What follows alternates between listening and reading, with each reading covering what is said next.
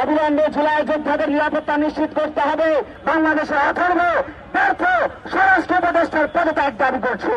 আওয়ামী লীগ এমন এক কালসাপ, যে কালসাপকে যারাই পুষতে চাইবে আওয়ামী লীগ কালসাপ হয়ে তাদেরকে দংশন করবে।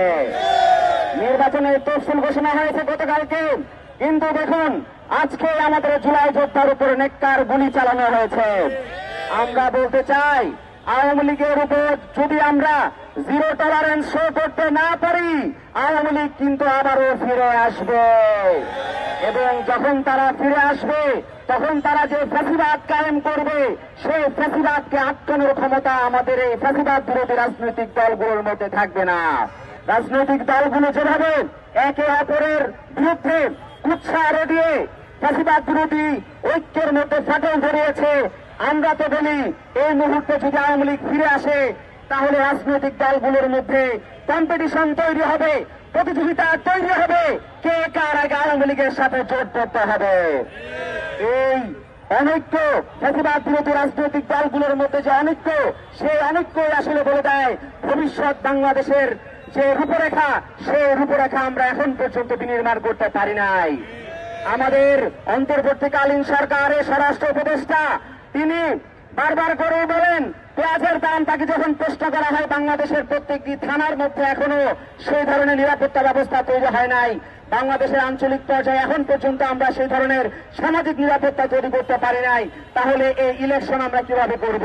তিনি তখন সেই প্রশ্নের উত্তর না দিয়ে তিনি বলেন যে আলুর দাম অবশ্যই কমবে, আলুর দাম অবশ্যই কমবে, পেঁয়াজের দাম অবশ্যই কমবে, কিন্তু তিনি নিরাপত্তা জনিত কোনো প্রশ্নের উত্তর দিতে চান না, কারণ তার কাছে সেই উত্তর নাই। এই অন্তর্বর্তীকালীন সরকার এখন পর্যন্ত নির্বাচনের লেভেল প্লেইং ফিল্ড তৈরি করতে ব্যর্থ হয়েছে।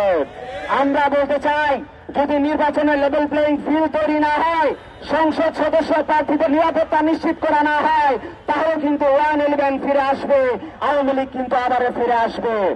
আর তাই আমরা আজকের এই সমাবেশ থেকে বলতে চাই, অবিলম্বে জুলাই যোদ্ধাদের নিরাপত্তা নিশ্চিত করতে হবে, নির্বাচনের লেভেল প্লেইং ফিল্ড নিশ্চিত করতে হবে।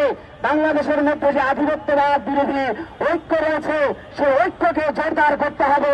শেখ হাসিনা দিল্লিতে বসে বাংলাদেশের মধ্যে অস্থিরতা তৈরি করবে, আর ফ্যাসিবাদ বিরোধী রাজনৈতিক দলগুলো তাদের মধ্যে কাদা ছোড়াছড়ি করে সে ঐক্য বিনষ্ট করার মাধ্যমে শেখ হাসিনাকে বাংলাদেশের মধ্যে আবারও ফিরিয়ে নিয়ে আসার চেষ্টা সফল করবে, সেটা আমরা কখনোই প্রত্যাশা করি না।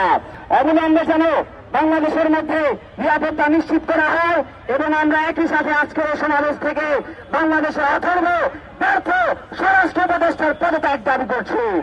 অবিলম্বে তাকে পদত্যাগ করতে হবে। তার মুখে সে মিষ্টি মিষ্টি কথা আমরা শুনতে চাই না, যে তার দায়িত্ব পালনে ব্যর্থ হয়েছে, সে কোন যোগ্যতায়, কোন মুখে এখন পর্যন্ত সে স্বরাষ্ট্র উপদেষ্টার দায়িত্ব পালন করে, সেটা অবশ্যই তাকে ব্যাখ্যা করতে হবে। তাই আমরা বলতে চাই, অবিলম্বে স্বরাষ্ট্র উপদেষ্টার পদত্যাগ নিশ্চিত করতে হবে, এবং ঠিক একই সাথে লেভেল প্লেইং ফিল্ড নিশ্চিত করতে হবে, এবং বাংলাদেশের মধ্যে সকল জুলাই যোদ্ধাদেরকে ঐক্যবদ্ধ থাকতে হবে।